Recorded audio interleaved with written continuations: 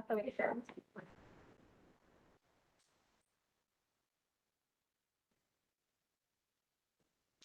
Bueno, ya van a ver, buenos días. Vamos a dar inicio. Mi nombre, me presento para la gente que no me conoce y la gente, sí, la mayoría nos conocemos. Yo soy la doctora Humana, trabajo en la coordinación de internación y hoy día estamos presentando el programa de detección precoz o temprana sobre la atrofia espinal. En esta oportunidad la doctora que nos acompaña es la doctora Fernanda de Castro. Ella trabaja en el equipo de neuromuscular del Hospital Garrahan, junto con la doctora Soledad Monjes y una neumonóloga, la doctora Verónica Guerre.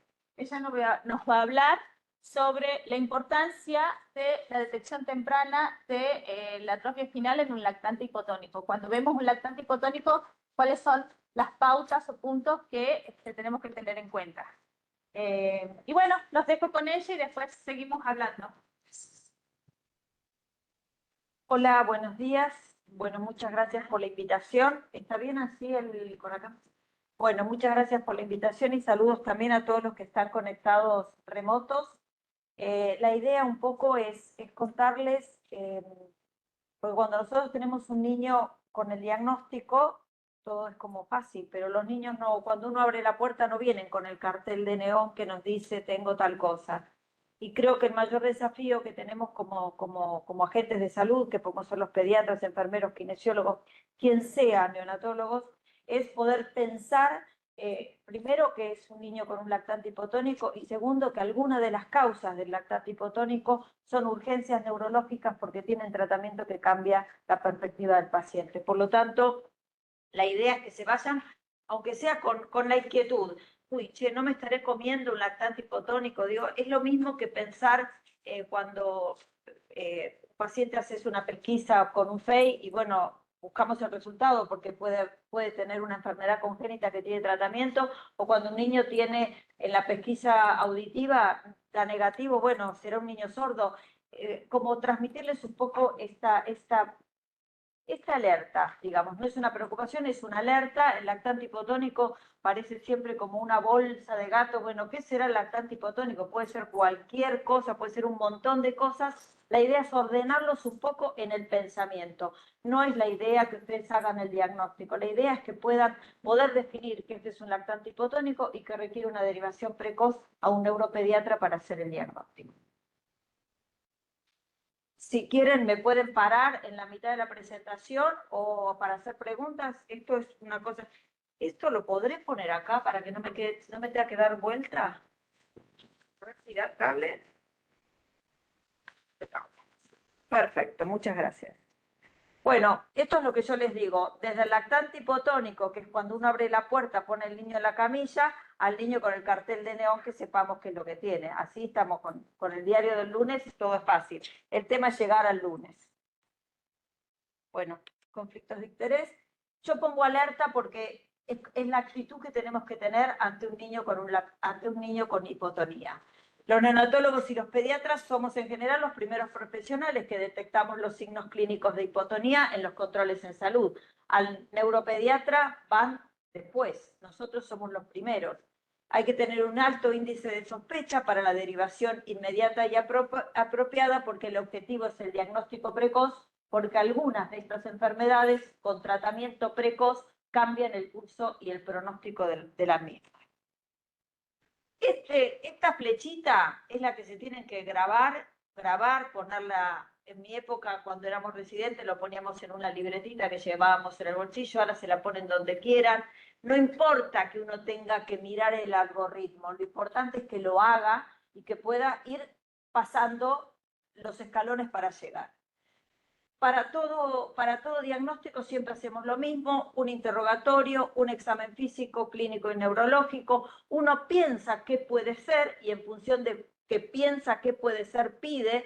No es cuestión de pedir como un escopetazo a ver qué es lo que le pego. Cuando yo les digo, ¿por qué le pediste el hepatograma? Ahora te vinieron transaminasas aumentadas. ¿Por qué lo pediste? Porque lo pedí. Y bueno, ¿y ahora qué hacemos? No, la idea es pensar qué es lo que puede tener el paciente y en función de eso pedir. Porque además, entre otras cosas, los recursos son finitos. Un plan de estudio, cuando yo pienso qué es lo que puede tener el paciente, me juego, es como yo siempre les digo, si vos tuvieses un auditor enfrente tuyo y le tenés que justificar toda esta chorrera de cosas, ¿podés?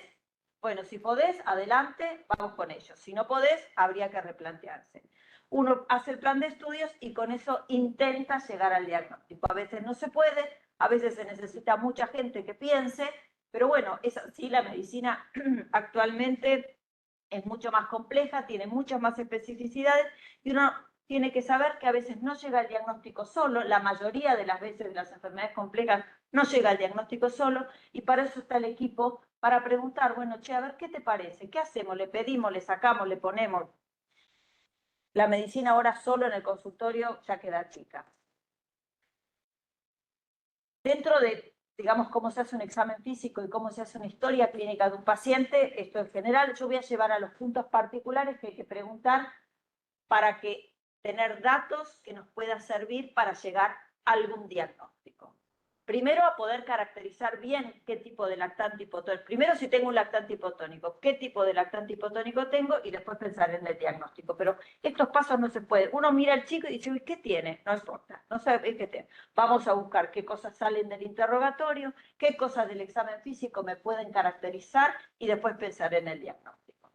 Dentro del interrogatorio dirigido, vamos a preguntar antecedentes del embarazo, porque el lactante hipotónico puede ser, puede ser desde una enfermedad, una infección prenatal, con lo cual tener datos del embarazo es muy importante. Si hubo tóxicos o no durante el embarazo, sobre todo mamás que pueden estar recibiendo anticonvulsivantes, infecciones prenatales, si los movimientos fetales fueron adecuados o no. Muchas veces es el primer niño, la mamá no sabe, pero cuando una mamá tiene un segundo niño y ese niño se mueve distinto, en general las mamás lo dicen, pero a veces no le damos mucha bolilla. ¿Cómo fue el líquido amniótico? Si fue más, en menos. Ustedes saben que hay algunas enfermedades genéticas que producen oligo o polihidramnios. La presentación fetal.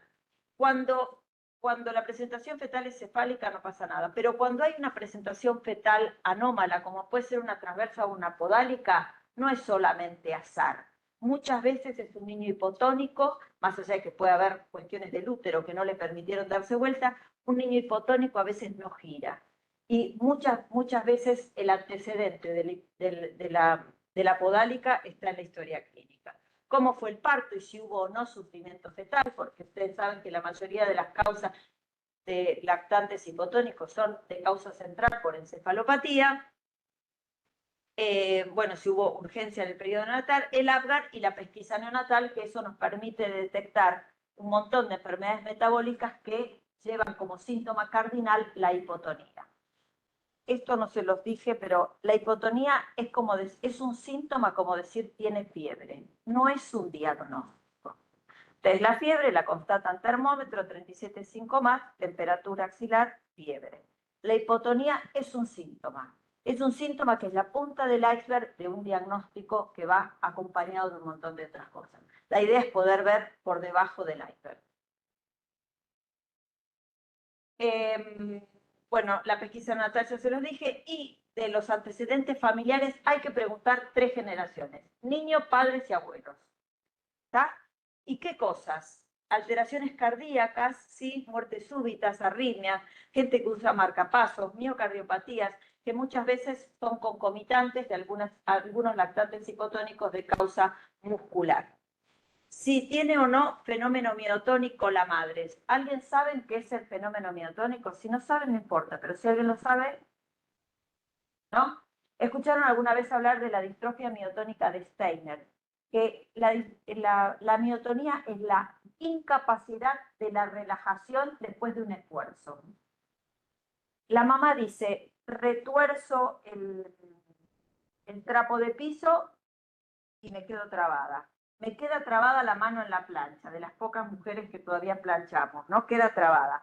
O está barriendo y no puede sacarse el palo. ¿Por qué? Porque nosotros agarramos, esta es una enfermedad genética que en general viene es autosómica dominante, con lo cual la mamá en general es la transmisora de la enfermedad, y muchas veces la madre, cuando pregunta esto específico, la madre dice, sí me pasa.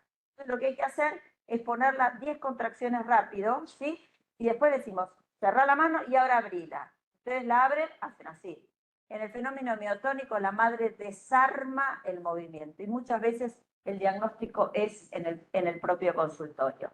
Y esto, como es una enfermedad que por el mecanismo genético, a medida que van avanzando las generaciones, es mucho más grave, con lo cual muchas veces detectamos la miotonía en el niño y la mamá no tenía diagnóstico y lo detectamos en el consultorio. Es una pavada, es de poca frecuencia, pero muchas veces se detecta a través de la mamá. Y doctora, hay dolor. Al haber tanta La mamá, pero no lo refieren como un calambre, no lo refieren como dolor, como calambre. Pero lo ven una vez y les aseguro que no se olvidan más. Bueno, fiebres relacionadas con la anestesia, saben que esto está generado por un gen específico que es particularmente frecuente en algunas enfermedades musculares y el antecedente de enfermedades neuromusculares familiares, que algunas son autosómicas dominantes, la mayoría son recesivas, pero bueno, si hay algún antecedente familiar es importante. Y acá hay que ser como muy prolijos. La mamá, digamos, nosotros vemos el niño, ¿no? Entonces tenemos que empezar a preguntar cuándo empezó los síntomas y cuánto tiempo de evolución tiene. Y acá esto lo refieren los papás. Piensen que estamos viendo lactantes que tienen pocos meses de vida, con lo cual los papás tienen muy claro, o por comparación con el otro hermanito, o porque, bueno, hasta la semana pasada movía las piernas y ahora yo veo que las mueve menos. Si tiene o no trastornos deglutorios, que muchas veces se manifiestan como niños que están estancados en su curva de peso, porque el niño con trastorno deglutorio o hipotonía, como se cansa, succiona menos, traga menos, y el primer síntoma no es la neumonía aspirativa, el primer síntoma suele ser la poca ganancia de peso por agotamiento. El niño como que se protege.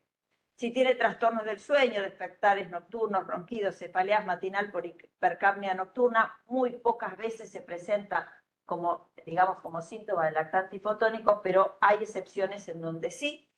Si el paciente ha tenido o no intercurrencias respiratorias, que muchas veces es el equivalente, es la manifestación clínica de una hipotonía no diagnosticada. Muchos lactantes hipotónicos se hace el diagnóstico en la terapia cuando debutan con una bronquiolitis, van a la UCI, ¿qué pasa este chico? ¿Qué tiene además del sincicial respiratorio? Una enfermedad muscular.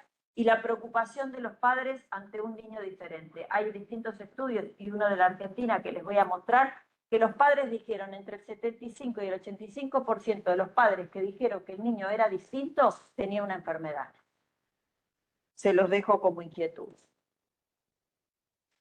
Seguimos con la flechita, ya hicimos interrogatorio general, dirigido a algunas cosas particulares, y ahora vamos al examen físico. Examen físico completo, de pie a cabeza, niño desnudo en la camilla. No hay excepciones.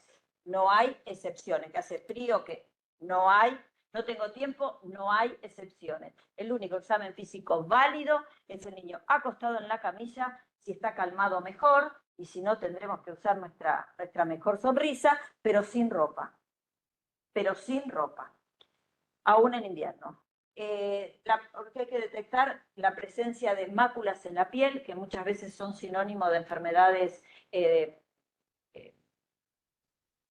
facomatosis, si aparecen o no dismorfias faciales, adquisición de las pautas madurativas según la edad. Tiene 4 meses, no sostiene la cabeza. Tiene 3 meses, sostiene la cabeza, pero lo sostenía hasta el mes pasado y este mes, dice la mamá, ya no la sostiene más. Deformidades esqueléticas, muchas veces la artrogriposis, la rigidez, el pie bot, la escoliosis, que es difícil que se presente en los primeros meses de vida, pero puede estar, pero hay que buscarlo específicamente. ¿Está bien? Si hay o no alteraciones cardíacas, tanto ocultatorias como por antecedentes, la aparición de calambres y fatiga, que no es, digamos, el niño no lo puede manifestar, pero la mamá puede decir que a lo largo del día el niño lo nota como más cansado. Yo le digo un poco qué es lo que los papás dicen para que uno después haga la transcripción del síntoma. ¿Cierto? Porque los papás no vienen tampoco con el cartel de neón y nos dicen, no, tiene calambre, no, está distónico. No, los papás dicen cosas que uno tiene que traducir. Y ahí está nuestra magia de alguna manera. Y la presencia no de visceromegalias que puede ser compatible con enfermedades metabólicas que cursan con lactantes hipotónicos. Y ahora vamos al examen neurológico. Acá, ¿qué especialidades hay? ¿Pediatría? ¿Todos son pediatras? ¿Cómo? Díganme qué son. ¿Neurología infantil? ¿Neurología infantil? ¿Fisiólogos? ¿Algún rehabilitador? ¿Enfermeros? Sí, ¿qué hay eso? Y acá me parece que hablaron de... Terapista ocupacional. Muy bien.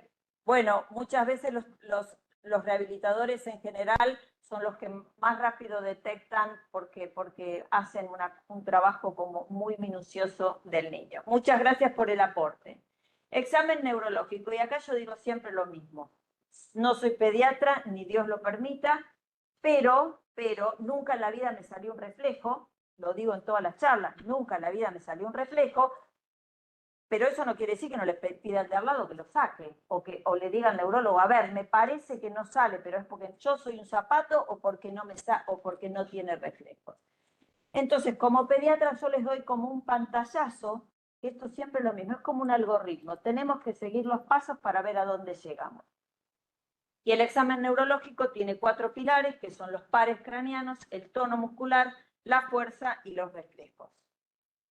Los pares craneanos se evalúan siempre, pero bueno, lo importante es poder detectar algunas anomalías que aparecen en el examen físico, que son casi groseras y visibles, como puede ser una tosis palpebral, un trastorno de glutorio, que a veces hay que buscarlo por la inversa, no por la neumonía aspirativa, sino por el niño se agota y no termina la mamadera, una afasia miotónica, que es este niño inexpresivo con las comisuras hacia abajo, como que la boca encarpa, la lengua medio hacia afuera, parece un niño con una discapacidad o un retardo madurativo, y no lo es porque no tiene músculos en la cara para manifestar las emociones, o un niño con una oftalmoparesia, esta no va a salir porque el video original está en otra computadora, es el niño que para poder mirar al costado gira la cabeza porque los ojos están absolutamente fijos.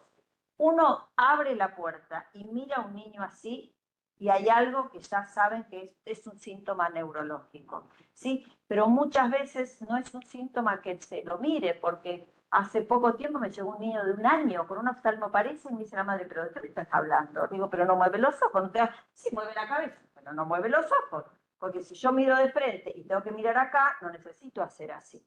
El niño con oftalmoparesia gira su cuello porque no puede girar los hombros. No puede girar los hombros. Y es un signo de algunas enfermedades particularmente musculares. Bueno, la evaluación del tono muscular. El tono muscular, ustedes saben que es la resistencia activa que tiene el músculo a un estiramiento pasivo, ¿sí?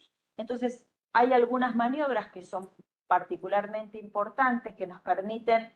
Nosotros los pediatras decimos, el niño se me escurre entre los brazos. ¿Alguna vez estuvieron con un lactante hipotónico? Sí.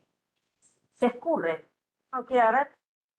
Bueno, ¿cómo pasa ese síntoma del escurrimiento a datos clínicos concretos? Bueno, tenemos que ver cómo es la flexión y la extensión de las articulaciones. En general sobrepasan los ángulos de 90 grados. La prueba de la bufanda, que cuando alguna sabe cómo es la prueba de la bufanda, así no se me duermen. Sí, pero ¿cuándo sé yo que es normal o anormal?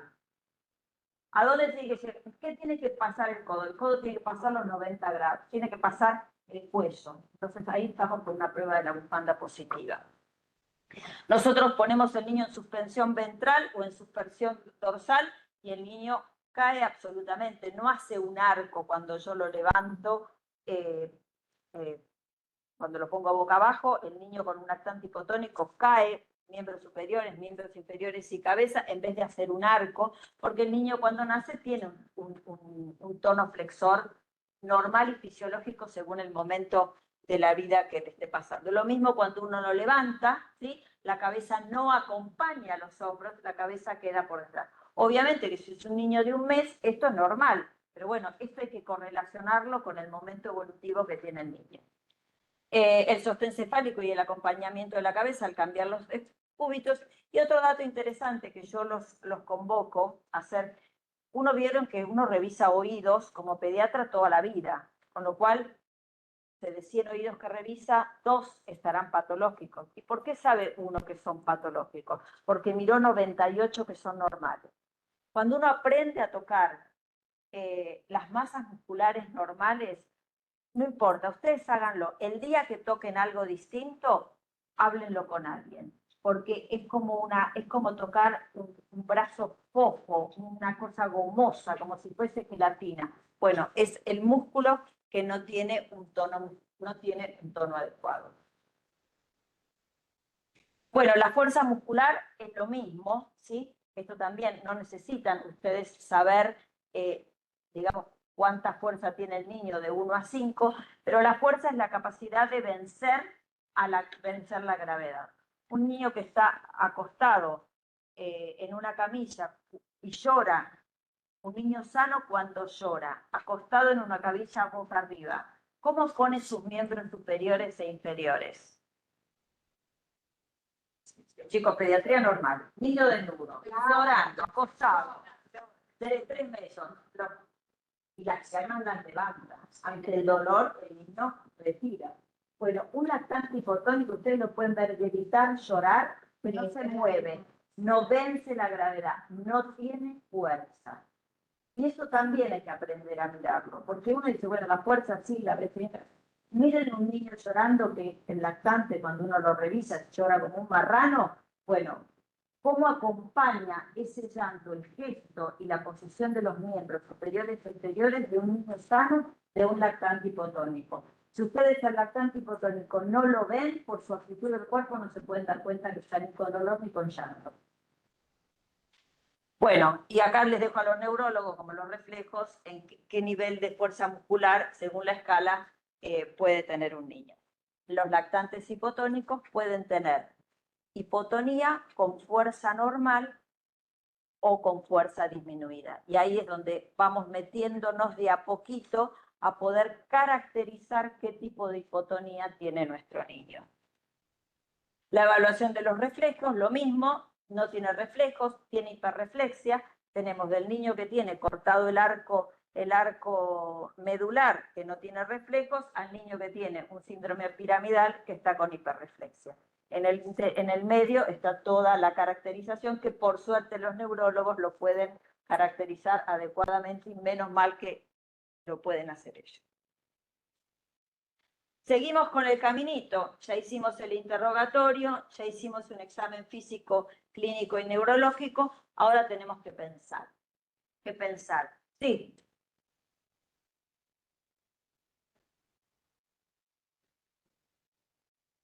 En realidad, muchos lactantes hipotónicos, por debilidad de la pared muscular, tienen hábitos evacuatorios de constipación. Lo que pasa que en el lactante, como todavía, esto es más por ahí en el niño después del año, cuando empieza a abolirse el reflejo gastrocólico. Hemos tenido niños constipados 6-7 meses graves, pero no es lo más común porque todavía predomina el reflejo gastrocólico. ¿Está? Después, en los niños más grandes, al no tener bipedestación, al no tener fuerza en la pared abdominal, y además porque ya se vio que en muchas enfermedades musculares el músculo liso intestinal también está hipotónico, por eso tienen constipación. Bueno, y acá empezamos a pensar. Y el camino es, para poder pensar qué le voy a pedir, tengo que pensar qué tiene. Y para pensar qué tiene, tengo que hacer este caminito. ¿Dónde está la lesión neurológica que me pone un niño despanzurrado en la camilla que no se mueve? Si la hipotonía es central o periférica, entonces en virtud de eso yo le puedo justificar. Ustedes siempre imagínense el auditor, enfrente tú, el director del hospital. ¿Por qué le pediste la biopsia? ¿Por qué le pediste esto? Entonces yo voy a poder pensar mi plan de estudios justificándolo con qué pienso que tiene el paciente. Porque los planes de estudio, ustedes saben que abarcan varios diagnósticos, porque con ellos voy a poder algunos descartar y otros asegurar, y así seguir el camino del diagnóstico. Pero siempre tengo que poder, para como aprendizaje, poder justificar por qué le pido. El le pido porque le pido, la verdad es que lo más probable es que no lleguemos a un buen puerto, gastemos dinero innecesariamente, sometamos al niño a estudios que no les corresponde, ¿sí? Y a veces nos dan resultados que nos desvían del foco original. Bueno, y acá vamos. La hipotonía hay que, primera cosa, buscar qué la genera. Y tenemos dos grandes grupos. La hipotonía que es generada por la lesión del sistema nervioso central o la hipotonía que es generada por, digamos, el sistema nervioso periférico, bulbo y primera y segunda motoneurona. Y tienen, además, más allá de que tienen la hipotonía como factor en común, tienen dos grandes diferencias. Yo trabajé 32 años en el hospital y yo siempre le decía al residente, decime si es central o periférica, decime si es central o periférica, y ahí entramos a Faragua. La central es hipotonía con algunas cosas y la periférica es con otras cosas. Y eso es fundamental porque el algoritmo de pensamiento diagnóstico y de estudios se divide en este punto. Se dice, pero esto es una pavada, esto no es la superciencia, no es la superciencia, pero es lo que me va a hacer pedir una resonancia magnética o un estudio de biología molecular. Bueno, la lesión de la primera motoneurona, que es de la corteza cerebral, me da la hipotonía de causa central, y todo lo que tenga que ver con el efector que venga desde la corteza es la periférica. Y tengo distintas estaciones. El tronco encefálico, la segunda motoneurona, que es lo que me produce la atrofia muscular espinal, el nervio, que es el cable conductor. Si tengo un problema en el nervio, tengo una neuropatía. El nervio llega a una placa. Si tengo un trastorno de la placa, tengo botulismo, tengo miastenia. Y después el efector es el músculo, que ahí tengo otra bolsa gigante de enfermedades musculares, tanto distróficas como homeopáticas, ¿sí? Pero primero tras esa raya, central o periférica. Entonces pienso dónde está la lesión y sigo con el proceso diagnóstico para poder comparar central y periférica. Las hipotonías centrales, si yo le digo hipotonía central, ustedes piensen en la encefalopatía hipóxica isquémica, el niño con la cuadriparesia espástica. Y yo le digo, el extremo de una hipotonía periférica es la atrofia muscular espinal, que son los dos extremos. Si yo les digo un Down, el Down es un plano. Pero cuando llora el Down, ¿se defiende o no se defiende? ¿Tiene fuerza o no tiene fuerza? Entonces es central.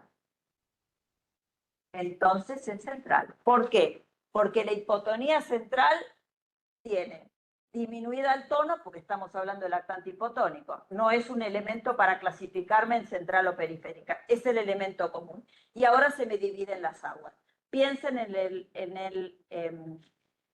piensen o en el niño en el síndrome de Down o en la encefalopatía hipóxico isquémica. La fuerza está normal.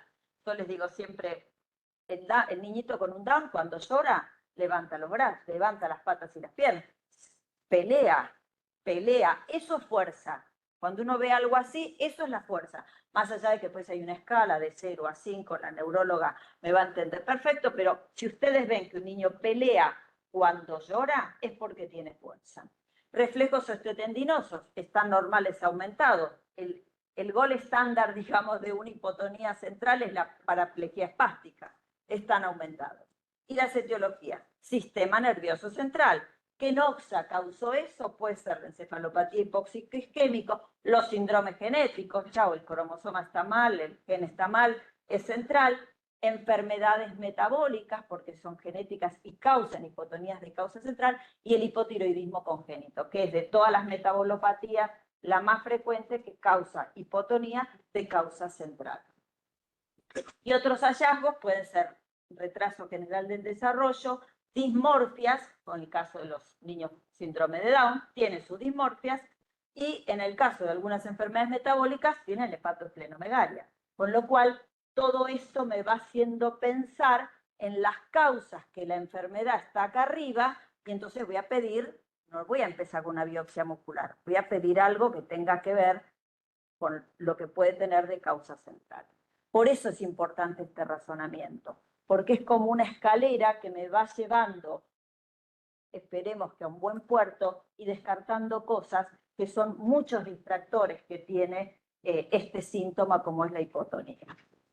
En cambio, la hipotonía periférica, que es el niño, no sé si han visto acá botulismo, que es el niño, botulismo sí, entregado y constipado, y agudo, entregado, constipado y agudo, el tono muscular está disminuido, no es un elemento que me sirve para hacer el diagnóstico, la fuerza está muy disminuida, llora y no patea, los reflejos osteotendinosos están disminuidos, ausentes, porque se me cortó el circuito, y las etiologías son enfermedades del músculo, la enfermedad de la motoneurona, la enfermedad del nervio, ¿sí? O enfermedades de la unión neuromuscular.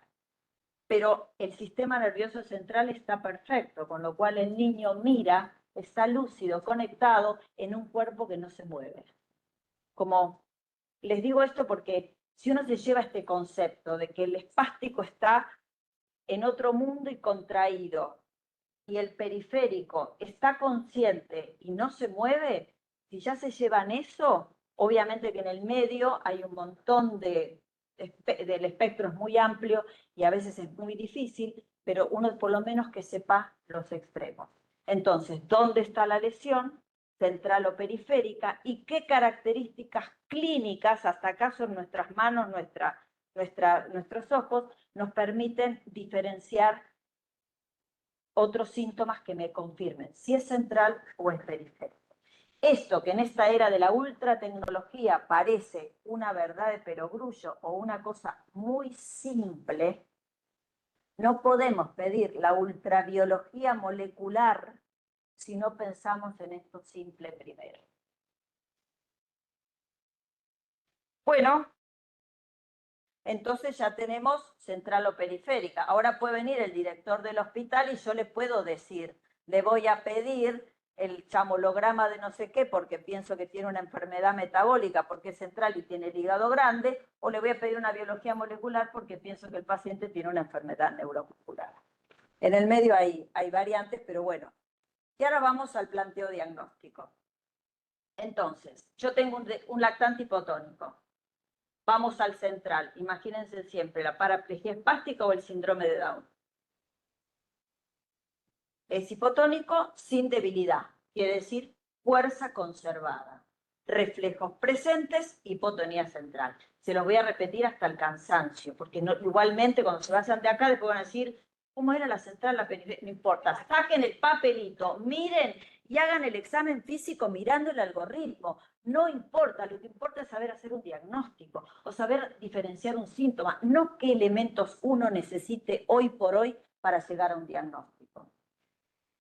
Tiene dismor, y acá, una vez que yo voy a la central, tengo otros dos grandes grupos, los dismórficos o los no dismórficos, porque todos los síndromes genéticos, la mayoría son lactantes hipotónicos de causa central, con lo cual muchos tienen en el examen físico que miro en la camilla, ¿sí?, elementos que me permiten decir, esto va para el genetista, vamos a llamar al genetista.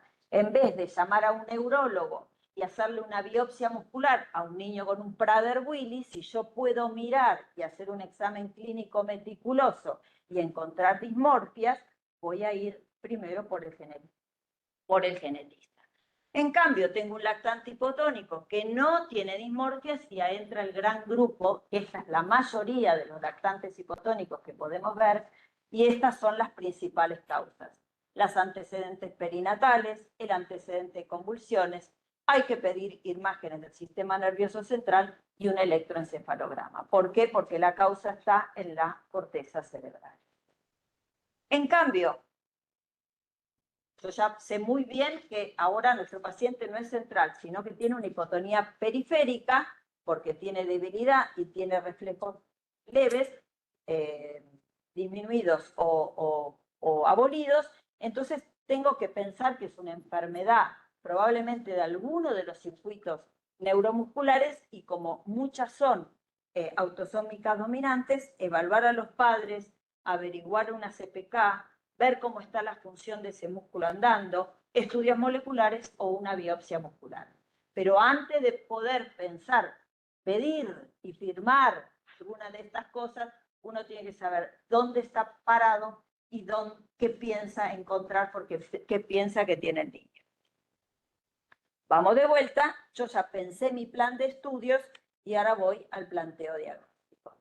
Otro papelito que pueden sacar al lado de la camilla del chico, como agarran la tabla de percentilo, la padre dice, ¿está el percentilo lindo? Espera que me fijo en la tabla. Bueno, lo mismo. Entonces tengo un lactante hipotónico con dismorfias, las 3 causas más frecuentes, síndrome de Down, pónganselo como gol estándar, así piensan. ¿Es una encefalopatía hipóxico-isquémica o es un niño con un síndrome de Down? Y de ahí todos los diagnósticos diferenciales. Los niños con síndrome de Prader-Willi son difíciles de diagnosticar en los primeros meses de vida, pero hay un elemento muy frecuente, es que casi más del 90% de los niños tienen trastorno deglutivo y necesitan alimentarse las primeras semanas de vida con sonda nasogástrica. Si necesita alimentarse con sonda, no empiecen con la biopsia del músculo. Veamos si no es una enfermedad genética. Y las más frecuentes que hipotonías centrales sin dismorfias, la asfixia perinatal, infecciones congénitas, dato que puede salir de un interrogatorio, malformaciones del sistema nervioso central, kernicterus, acá ven, kernicterus, montón. Enfermedades neurometabólicas, estas sí son difíciles de diagnosticar y muchas veces es después de que uno fue tachando cosas, y el hipotiroidismo congénito como la enfermedad metabólica que no debería pasarse, porque acá hay una pesquisa neonatal, pero que hay que buscar el resultado, porque si no buscamos el resultado y queda en el sistema de no sé dónde, nadie sabe que tiene un hipotiroidismo central. Bueno, y acá viene el gran desafío. Acá tenemos distintos canales. Yo ya sé que tengo una hipotonía periférica y en vez de dividir en dismorfias y no dismorfias, tengo que ver si la hipotonía es más del tronco, ¿sí? O si es distal. Es el niño, digamos, si es del tronco es un niño que no se puede sentar, no puede sostener la cabeza, pero puede mover los brazos. Si es distal, es un niño que se sienta con las manos y con los pies que no mueve. Les digo como extremos, ¿no es cierto? Pero bueno, y muchas veces mueve una mano, la otra no la mueve. La asimetría también me ayuda al diagnóstico, ¿está? Entonces si tengo proximal, la lesión puede ser en la motoneurona, ¿se acuerdan en la motoneurona? Si está en el músculo, puedo tener miopatías y distrofias musculares. Una pregunta, ¿para qué pedí la CPK? ¿Qué me permite diferenciar la CPK? ¿Cómo?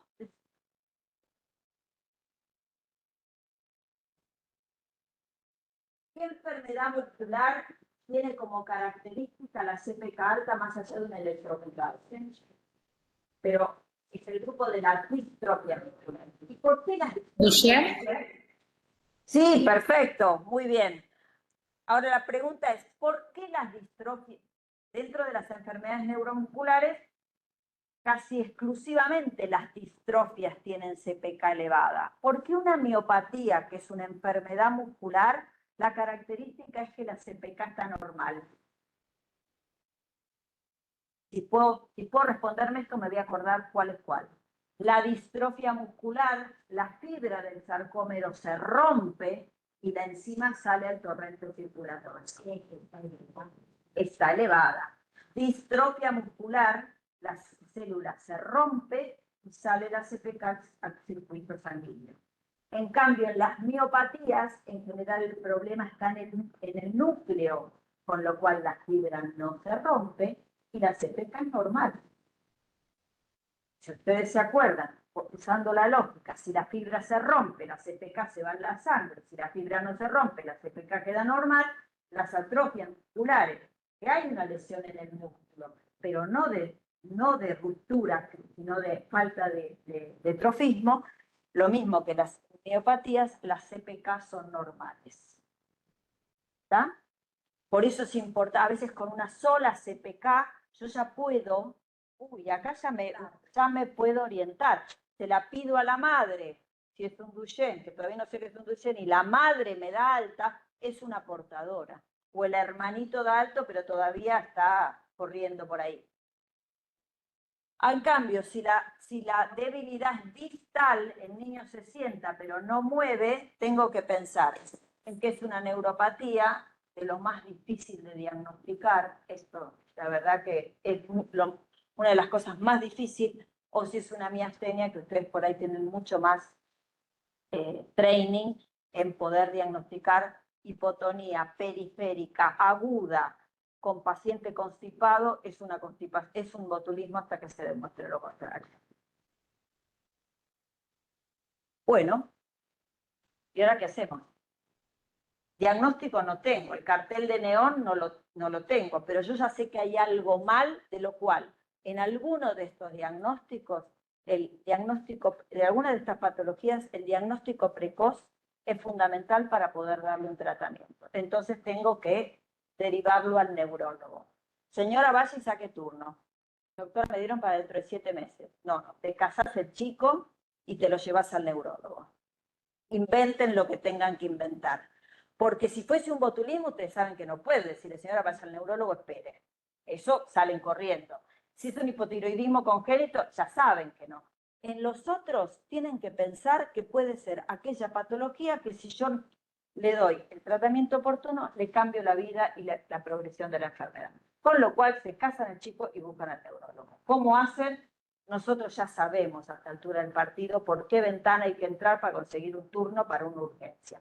Pero ustedes tienen que ir con esto bien hecho, porque si no el neurólogo va a decir, me trajiste una encefalopatía hipóxico-isquémica y me dice que es una urgencia y tiene razón de enojarse. Pero si ustedes pueden argumentarle ese camino, le pueden decir, mira, me parece que tengo una atrofia espinal. Listo, tenemos que seguir adelante. No se asusten. No se asusten. No importa, lactante hipotónico, de causa periférica, que no tiene fuerza, no tiene reflejos, no tiene dismorfias. Uno de los diagnósticos que tengo que pensar es la atrofia muscular espinal, que es una de las más frecuentes, digamos, de las patologías congénitas musculares. Entonces, como esta enfermedad hace pocos años no tenía tratamiento y ahora lo tiene, es lo que nosotros llamamos una urgencia, porque el botulismo agudo es una urgencia neurológica, ya lo saben, porque si no se para, se muere. Una neuropatía no es una urgencia porque no tiene tratamiento. La distrofia muscular de Duchenne no debuta como lactante hipotónico, por lo cual los primeros meses de vida no va a ser. Las miopatías en general no tienen tratamiento, pero estas sí tienen tratamiento. Por lo tanto, uno la tiene que pensar como una enfermedad más que debería ir a una pesquisa neonatal, y en eso está trabajando el mundo ya, en muchos lugares del mundo ya entra como pesquisa neonatal, porque si uno le da el tratamiento en las primeras semanas de vida, le cambia el pronóstico a la enfermedad. Entonces, no importa, todo este algoritmo diagnóstico es para llegar al diagnóstico de la atrofia muscular espinal, que se logra a través de un estudio molecular para detectar la deleción de un gen. Y este estudio molecular, que hasta hace unos años era muy difícil de conseguir, seguramente ustedes empezaban a llamar a la oficina de comunicación a distancia, me recibís un lactante hipotónico, tenía que llevar 7 papelitos, porque las genetistas de Buenos Aires decían, y la neuróloga decía, no es un lactante hipotónico, y va de vuelta el papelito, y va de vuelta el papelito, para conseguir el estudio. Ahora, por suerte, esto se hace gratuitamente, ¿sí? El kit lo pueden tener en cualquiera de los centros de referencia del país, lo tienen acá, se hace en sangre, se hace con gota, como se junta la gota en el cartón de la pesquisa, y más o menos entre 7 y 10 días está el resultado, con lo cual yo ya o descarté una enfermedad muy grave o diagnostiqué una enfermedad para darle la chance de tratamiento. ¿De acuerdo? Esto es un camino que es más que nada para los neurólogos, porque bueno, La mayoría de los pacientes con una atrofia muscular espinal tienen una lesión homocigota en el gen del SMN1, los dos alelos están mutados, pero hay un 5% donde está mutado en un alelo y en el otro no lo veo porque es una mutación puntual que requiere la secuenciación del gen. Pero eso es un tema aparte. Lo importante es saber que si uno piensa que si siguió este camino, porque el checklist no es de hincha que somos porque no me reciben el paciente. El checklist sirve para ejercicio clínico, porque la mayoría de los pacientes con una hipotonía en lactante hipotónico es una enfermedad de causa central. No podemos gastar plata en un kit si lo podíamos haber descartado con un buen interrogatorio y examen físico. A esto apunta. Acompañarlos en un proceso diagnóstico para poder decir, sí, yo pido un estudio molecular porque el paciente tiene esto, y lo puedo justificar. Probablemente nosotros como pediatras no, pero sí el neurólogo es el que tiene la posibilidad de poder terminar de definir esto para ponerle el diagnóstico. Y como un poco para cerrar la charla, es decirles que, bueno, esta enfermedad que hasta el 2016 prácticamente tenía una mortalidad, en el caso de los AME tipo 1, con los que inician en los primeros meses de vida, tiene una mortalidad del 100% a los 2 años, ahora logramos una sobrevida mayor y una mejor calidad de vida y una menor mortalidad. Bueno, y saber que esta enfermedad tiene, en general nosotros decimos que en la etapa pediátrica hay 3 tipos de atrofia espinal, pero ahora se sabe que hay un tipo 0, que muchas veces el paciente ya empieza a tener los síntomas intrauterinos, el feto no se mueve, pueden producir abortos, o es el niño que ya desde la sala de parto tiene síntomas. Esto es muy, muy grave y en estos pacientes en general los resultados terapéuticos no son muy buenos, aunque el tratamiento sea precoz. Y después tenemos la clasificación tradicional, que es según el mejor hito motor alcanzado, que es lo que lograron hacer, aunque después lo hayan perdido. Por eso es importante preguntarle a la mamá, ¿sostenía la cabeza? Sí, ¿hasta cuándo? Y hasta tanto y ahora no la sostiene más. El AME tipo 1 es aquel paciente que tuvo sostén cefálico en algún momento o no, lo perdió, en la mayoría de los casos. Pero no es la mayoría de los casos que uno ve en el consultorio, porque estos pacientes tenían altísima mortalidad, con lo cual no llegan a la consulta pediátrica. Los que nosotros más vemos son los atrofias tipo 2 o atrofias tipo 3, pero son los que tienen, digamos, sin tratamiento, eran los que tenían mejor evolución. Los niños con atrofia tipo 2 tienen sostén cefálico, tienen sedestación, pero nunca logran la bipedestación. O si la logran, es con apoyo y la pierden. Y los tipo 3 son los pacientes que sostienen la cabeza, que se sientan, que bipedestan y que después pierden la marcha. Estos son los niños más difíciles de diagnosticar, porque son niños por ahí de 18 meses, que de golpe empiezan a ponerse más débiles, y que si uno no sabe que esta enfermedad se puede presentar más o menos a esta edad, son chicos que tienen diagnóstico muy tardío y también se pierde la oportunidad del tratamiento, porque una vez que la motoneurona se muere, ese músculo va a tener menos estímulo trófico y eso no se recupera con el tratamiento. Y después tenemos los AME tipo 4 de inicio de la adultez, que son los más difíciles de pesquisar y diagnosticar. Bueno, y ustedes saben que las nuevas terapias me cambiaron. Ustedes tienen acá niños de seguimiento. ¿Lo conocen los médicos de servicio? No, sí, la terapia intensiva, Samuel, acá en Santiago del Estero tenemos una niña de 13 años, Campos Bárbara, 13 años con AME, con atención domiciliaria y obviamente sin medicación. Y Abraham Samuel, que estuvo internado una sola vez en terapia intensiva y de ahí se derivó y ahí empezó con el tratamiento con Spinraza. Y después con terapia génica. Después se hizo la terapia génica. Bueno, con lo cual nosotros antes decíamos, bueno, un niño con una atrofia tipo 1, promedio a los 5 meses ya claudicaba respiratoriamente, se le ponía la sonda, se le ponía la ventilación, se le ponía la traqueotomía, con todo eso vivía un poco más, pero bueno, siempre con esta intervención. Ahora es un niño con tratamiento precoz, muchos de ellos, no todos, pero un alto porcentaje de niños, no digamos, se sostienen la cabeza, se sientan, con lo cual me cambió el fenotipo. Como un niño de atrofia tipo 1 que se sienta. Es el nuevo fenotipo, es la nueva caracterización en la población de niños tratados. Con lo cual nos desafía una nueva enfermedad.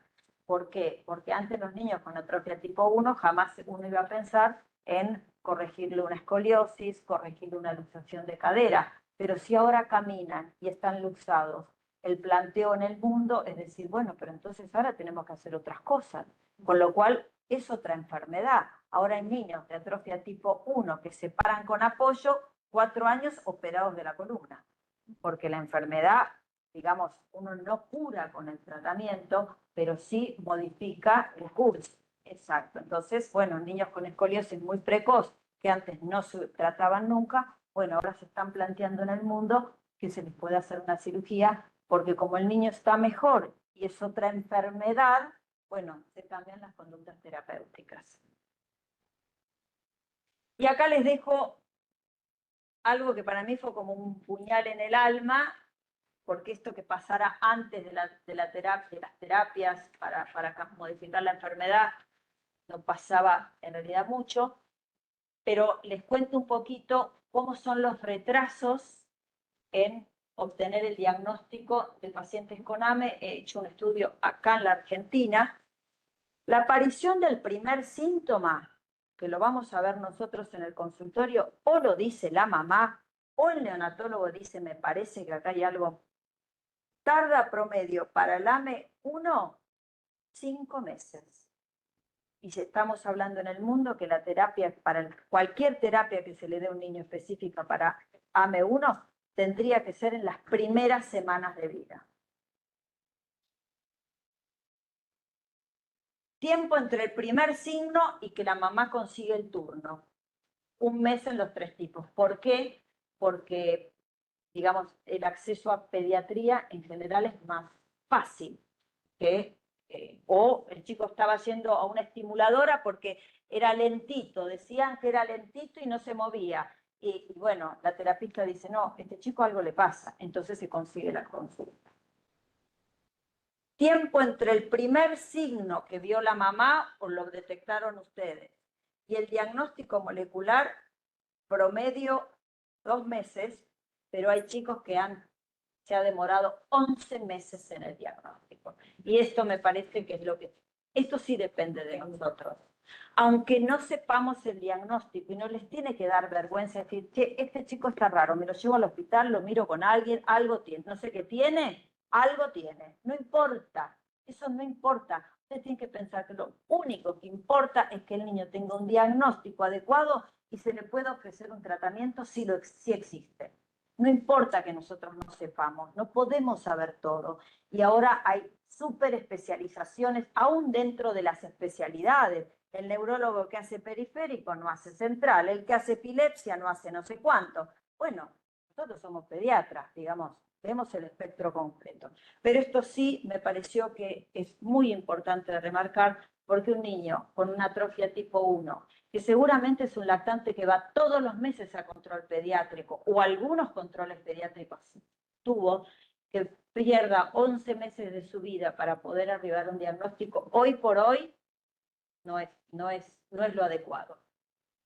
Y los primeros signos fueron reconocidos por los papás en el 75 al 85% de las veces en todos los subtipos. Quiere decir que el niño de atrofia tipo 2, que a la mamá lo habían mandado al traumatólogo porque el niño caminaba más o menos, o era lentito, déjalo porque es varón, ya va a andar, y la mamá le decía, pero yo le decía, sí, porque yo le decía, el 85% de las veces tienen razón. Sobre todo en esto, que los chicos se empiezan a chilar, que los mandan a la estimuladora temprana, que los mandan a la kinesióloga, que los mandan al traumatólogo para el zapatito de no sé cuánto. ¿Y qué faltó? Un examen físico básico, con manos, ojos y un poquito de paciencia para pensar, para poder orientar a estos chicos, no al traumatólogo para ponerle el zapatito, sino al neurólogo para que le haga el diagnóstico. ¿Está? Uno tiene que aprender de los errores más frecuentes, porque, bueno, a ver, ¿cómo hago yo esto distinto? Bueno, usando el algoritmo, si lo tengo que poner al lado de la cosa, yo muchas veces lo saco los hago cuando vienen chicos muy difíciles que me mandan, este nene es blandito, a ver, ¿lo podés ver? Yo agarro y empiezo, esto tiene, esto no tiene. Es igual que sacar la tabla de percentilo adelante de los padres. Ustedes no tienen la tabla de percentilo para decir que el chico es eutrófico, desnutrido u obeso. Cazan la tabla, buscan y miran. Esto es lo mismo. Esto es lo mismo. Hoy le voy a decir al padre, no, no sé, bueno, déjame ver, no sé, tengo que seguir un algoritmo. Cuanto antes se inicie el tratamiento, mejores son los resultados. Y para cerrar un poquito, esto nos convoca al lactante hipotónico, el 40% es una enfermedad neuromuscular. Contarles un poquito que las enfermedades neuromusculares son poco frecuentes o raras, tienen una prevalencia de menos de 5 en 10.000 habitantes. Hay más de 800 enfermedades neuromusculares descritas, con lo cual, la verdad que los neurólogos en el mundo a veces se juntan para saber qué diagnóstico tiene, pero por lo menos las más frecuentes o las que tienen diagnóstico, es una responsabilidad nuestra poder arribar al mismo. El 2% de la población con discapacidad tiene una enfermedad neuromuscular, con lo cual es una enfermedad poco frecuente. No hay, como la fenilcetonuria, como la fibrosis quística, pero bueno, pero tienen tratamiento, hay que dárselo, hay que diagnosticarlo. La mayoría son de causa genética. En nuestro país, estos 600.000 ya bajó un poquito más también, por los últimos años saben que está bajando la natalidad en nuestro país, más o menos entre 580 a 600.000 nacimientos anuales. ¿Para qué este dato? Para saber cuántos niños con atrofia espinal o cuántos niños con Duchenne nacen por año en nuestro país. Las enfermedades neuromusculares es la anatomía que yo les dije, o motoneurona, o nervio, o unión, o músculo. El signo predominante es la debilidad muscular. La presentación es variable desde el neonato, desde el feto que se muere por una atrofia tipo 1 al tipo 0 intraútero, al adulto que empezó con los síntomas a los 20 y pico de años. La mayoría tienen nivel cognitivo normal. Acuérdense, la corteza está sana. Está encerrado, esa capacidad cognitiva está encerrado en un cuerpo que a lo mejor no puede hablar, no se puede mover, pero esto le funciona. Y la evolución es crónica y progresiva. Y las dos enfermedades neuromusculares más frecuentes son la distrofia muscular de Duchenne y la atrofia espinal. El Duchenne es uno de cada 3.500 varones nacidos sanos, aproximadamente nacen 100 por año, y la atrofia espinal de tipo 1, la atrofia espinal en general es uno cada 14.000 a 15.000 recién nacidos sanos. Antes se decía que era cada 6.000 a 10.000 recién nacidos. Porque ustedes saben que la prevalencia de la población en general, acá debe haber seguramente, y no se asusten, un portador de enfermedad fibroquística y un portador de atrofia espinal, porque es 1 en 40 adultos. Con el tema de la pesquisa neonatal, que se está implementando en muchos países para llegar al diagnóstico precoz y ponerles el tratamiento, se vio que no es 1 en 6.000, sino que es casi 1 en 14 a 15.000. Nosotros no tenemos registro de nuestro país, ¿sí? Pero bueno, es una enfermedad con una alta prevalencia de portación, con lo cual es casi más frecuente que la portación de la enfermedad fibroquística. Y como conclusiones, los pediatras debemos tener un alto índice de sospecha de enfermedad muscular en un lactante hipotónico, estar alertas a las alteraciones del examen físico, el interrogatorio y el relato de la familia, derivación oportuna y precoz al neurólogo para arribar a un diagnóstico. El diagnóstico precoz de AME en un lactante hipotónico es una urgencia neurológica. Se casan el chico, entran por la ventana y llegan al neurólogo. Nada de papelito, señora, saque turno, porque el papelito, saque turno para un neurólogo en este país, ¿qué les voy a decir? ¿Qué les voy a decir? ¿Qué les voy a decir? Si nosotros en el hospital íbamos por la ventana para pedir, mirá que este no me gusta, por favor, salteame todos los pasos, pero para poder tener autoridad moral, para entrar por la ventana del consultorio de un neurólogo, uno tiene que poder argumentar esto. Y eso no se necesita la ultrabiología molecular, se necesita un poquito de tiempo, un poquito de orden mental, nuestras manos, nuestros ojos. y cuanto antes se inicie el tratamiento, mejor es el pronóstico. Les dejo la biografía y muchas gracias.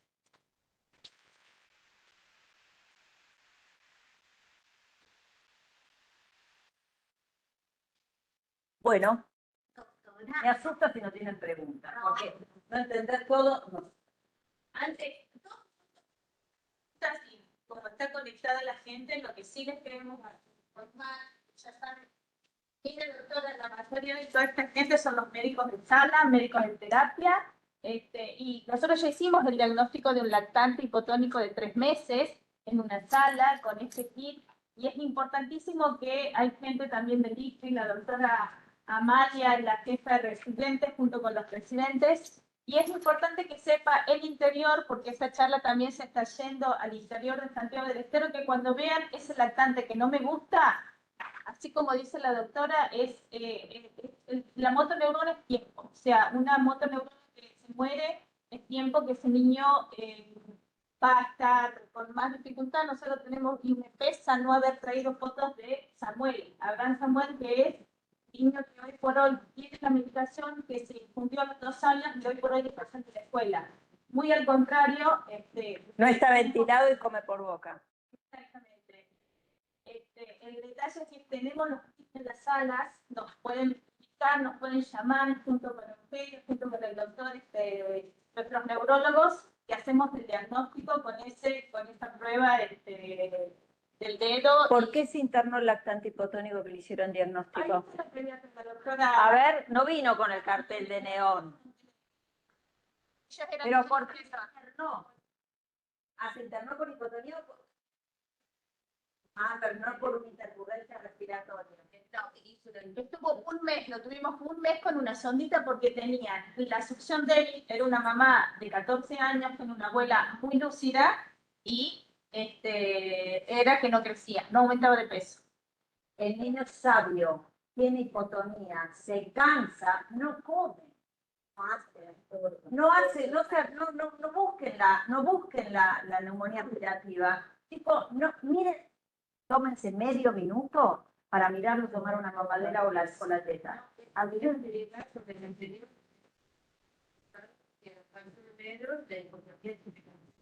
Por eso, siempre quiero que en el interrogatorio yo les dije todo el espectro de signos indirectos, ¿sí? O las consecuencias de la hipotonía.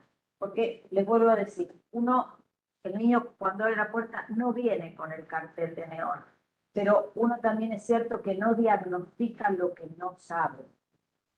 No importa que no sepan el diagnóstico de la miopatía de no sé cuánto, pero sí tienen que saber un examen físico orientativo de esta patología.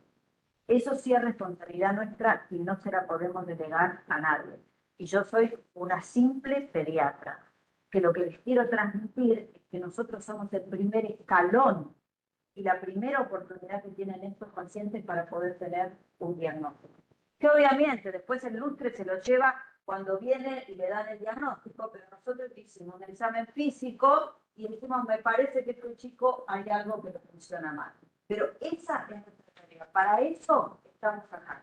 Y para eso decimos esto. Con lo cual, bueno, usemos esta herramienta que tenemos de poder mirar, hablar, tocar y pensar para poder después pasar el paciente a donde sigue. Doctora, te quiero felicitar por la exposición pedagógicamente y de la mejor que escuchado. Pues la verdad que es de gran utilidad, sobre todo para los pediatras y para la formación. Le quiero pedir, por favor, queremos realizar una. ¿Y acá qué pasó? ¿Cómo? Pero está dradecastro.gmail.com. Yo les cuento de la misma manera que les conté con nuestra mano del alma. La mano del alma, que nunca me salió un reflejo, ni nunca pude entender la figurana ni al lado de escuchar. Cuando la doctora Sobramos, me dice, che, necesito un pediatra para poder atender estos pacientes, no sabía, pero les juro que nada. nada.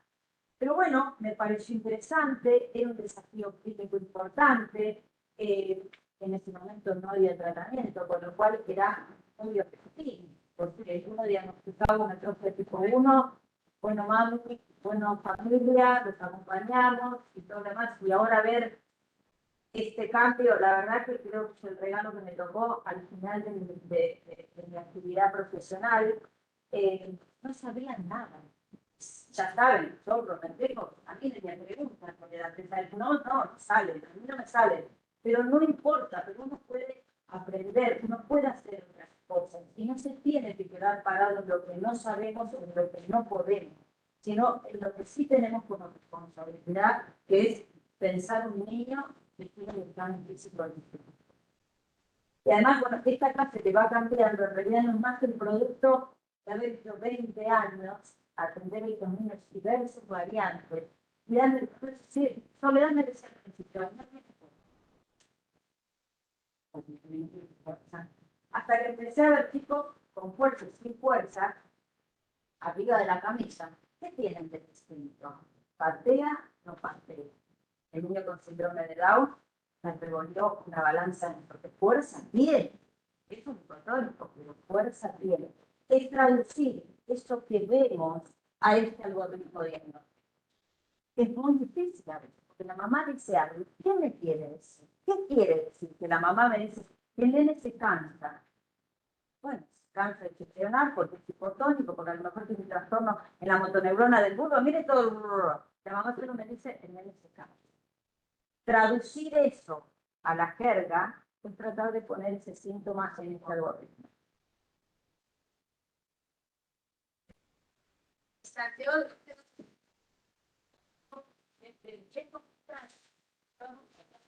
5 atrofia espinal tipo 1 en Santiago, o sea que acá hay varios. Uno no diagnostica lo que no piensa. O sea, eso es fundamental, el pensarlo. No piense el que no sabe. Entonces hay que saber para pensar. Si no sabes, por lo menos saber a quién le tenés que preguntar. ¿Cuándo vas a hacer El Google médico. Uno que no está alto, bueno, me llama el tutorial para destrabar tal cosa. Bueno, no importa, sabemos a quién preguntar, es válido igual. Porque no cuántas cosas de nuestra vida cotidiana le preguntamos a Google o a YouTube. Ayer se me trabó la valija y yo, ¿qué hago? ¿Cómo destrabar el código de la valija? Bueno, no importa, lo importante es que uno pueda lograr lo que necesita, sobre todo en este caso, que hay un médico que le podemos cambiar el pronóstico de una familia? Claro, ¿no? Espera la respuesta, la contención. o por lo menos decirle, bueno, hay enfermedades que son muy difíciles de diagnosticar, decirle a la familia que uno no puede, pero bueno, siempre hay cosas que uno puede hacer, aún en los niños que no tienen tratamiento, que están en fase terminal. Uno como médico sabe que siempre hay cosas que se pueden hacer para lograr bienestar, aún en el final de la vida. Bueno, no van a pedir para una hipotonía de causa central. ¿Veis? Me dedico a plantar figuras. Sí. Centrarte. Bueno, pasen. La charla.